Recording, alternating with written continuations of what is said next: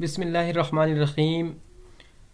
قال اللہ تبارک و تعالی فی القرآن الکریم اعوذ باللہ من الشیطان الرجیم بسم اللہ الرحمن الرحیم یا ایھا الذین آمنوا کتب علیکم الصیام کما کتب علی الذین من قبلکم لعلکم تتقون۔ محترم سامعین کرام، جیسا کہ ہم سب دیکھ رہے ہیں کہ ابھی رمضان کا مقدس مہینہ ہم لوگوں پر سایہ فگن ہے اور اپنی رحمت و برکتوں کے ساتھ چاروں طرف ایک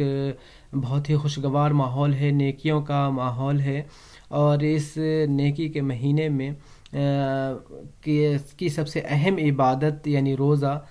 جس سے ہم لوگ مستفید ہو رہے ہیں، روزہ رکھ رہے ہیں اور اللہ تبارک و تعالیٰ کا تقوی حاصل کرنے کی کوشش کر رہے ہیں۔ ناظرین، جیسا کہ ہم جانتے ہیں کہ روزے کا مقصد، جیسا کہ ابھی تلاوت کلام پاک سے معلوم ہوا کہ روزے کا مقصد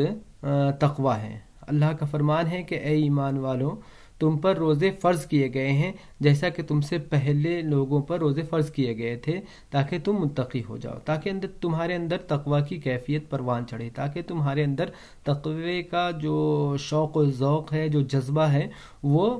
پروان چڑھے۔ تو معلوم ہوا کہ روزے کا مقصد یہ تقوی کا حصول ہے۔ ہم خود روزے پر غور کریں تو ہمیں لگتا ہے کہ واقعی ایک انسان صبح سے شام تک کھانے پینے سے رکا رہتا ہے، اور وہ صرف اور صرف اس وجہ سے کہ اللہ کا حکم ہے، ورنہ ایک جائز چیز کھانا پینا جسے اللہ نے جائز کر رکھا ہے اور وہ انسان کی ضرورت ہے، پھر بھی صرف اس لیے کہ اللہ نے اسے اس ٹائم پیریڈ میں اس دوران منع کیا ہے تو وہ اسے رکا ہوا ہے۔ یہ اس بات کی ہی ٹریننگ ہے، اس بات کی تربیت ہے کہ ہمیں دیگر ایام میں، دیگر مہینوں میں، دیگر اوقات میں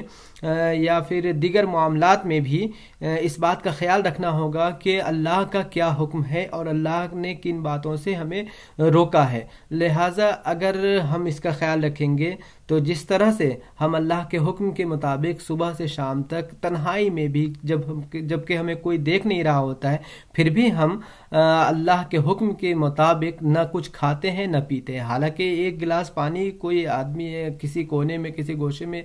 کئی بار تنہائی میں ہوتا ہے تو وہ پی سکتا ہے، لیکن پھر بھی نہیں پیتا۔ بھوک لگے تو وہ کھا سکتا ہے لیکن پھر بھی نہیں کھاتا۔ تو یہ واضح ثبوت ہے کہ اللہ تعالی ہمارے اندر وہ کیفیت پیدا کرنا چاہتا ہے تقوی کی، کہ جس سے ہمارے اندر ہر وقت یہ ہمارے ذہن میں مستحضر رہے کہ کوئی نہ کوئی ہے، یعنی ہم کچھ بھی کر لیں وہ کوئی ہے جو ہمیں دیکھ رہا ہے، اور وہ کون ہے؟ وہ ہمارا خدا ہے، ہمارا پروردگار ہے،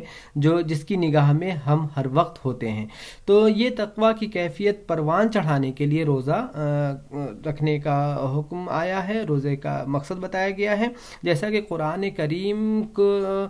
کے سلسلے میں ہے کہ اس مہینے میں اس کا نزول ہوا، جس کی وجہ سے اس مہینے کو افضل ترین مہینہ کہا گیا ہے، اور اس کا مقصد بتایا ہے کہ اس مہینے میں قرآن کا نزول ہوا ہے۔ اور قرآن کے نزول کا مقصد دیکھیں تو معلوم ہوتا ہے کہ اس کا بھی مقصد تقوی ہی ہے، کیونکہ خود قرآن کے شروع کے ہی بالکل الف لام میم کے بعد ہم پڑھتے ہیں ذالک الکتاب لا ریب فیہ ھدی للمتقین، کہ یہ جو کتاب ہے اس میں کسی طرح کی شک و شبہ کی کوئی گنجائش نہیں ہے، اور یہ جو